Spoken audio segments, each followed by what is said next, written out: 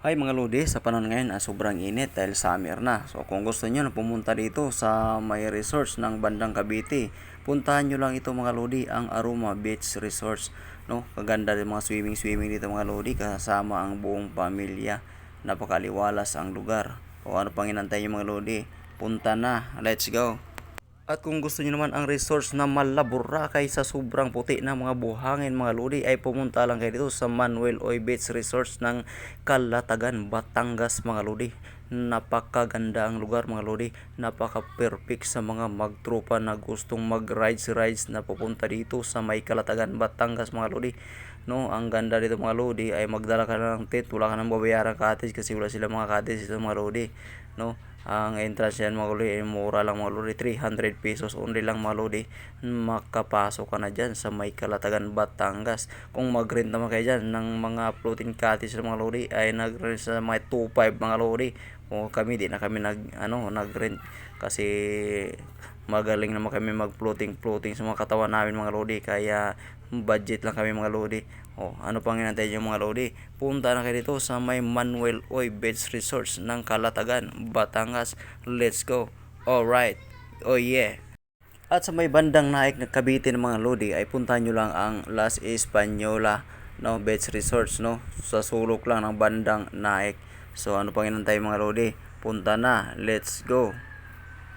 At kung gusto niyo naman ang falls na sobrang lamig at malinaw mga lodi, malakristal ang tubig, so pupunta lang kayo dito mga lodi sa may Taytay Falls ng Laguna, no? Kita niyo mga lodi, sa may High Laguna lang yan makikita mga lodi. Kung gusto niyo magpalamig diyan, punta lang kayo diyan at mag-swimming sa napakalamig na parang nag-iilong tubig. Alright, let's go. Ano pang inantay nyo? Tara na!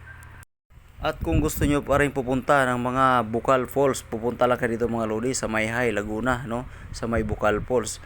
Tingnan nyo mga malodi, ang napakalinaw ang tubig na nanggaling sa bundok ng Mount Balahaw, no?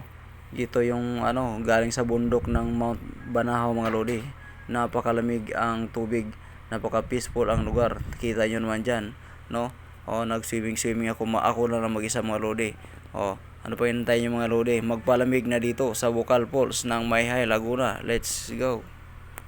At kung gusto nyo naman mga lodi na pumunta sa malamig na lugar, na mamasyal kayo na hindi kayo pinagpawisan, na sobrang lamig talaga mga lodi, pupunta lang kayo dito sa may Baguio City mga lodi.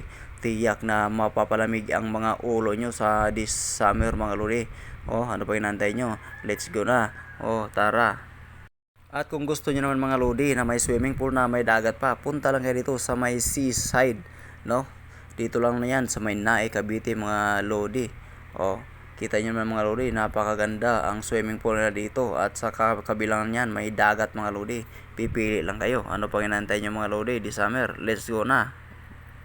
At kung gusto niyo naman maligo sa may ilog mga lodi, pupunta lang kayo dito sa may Infanta Quezon, no, ng Quezon Province mga lodi.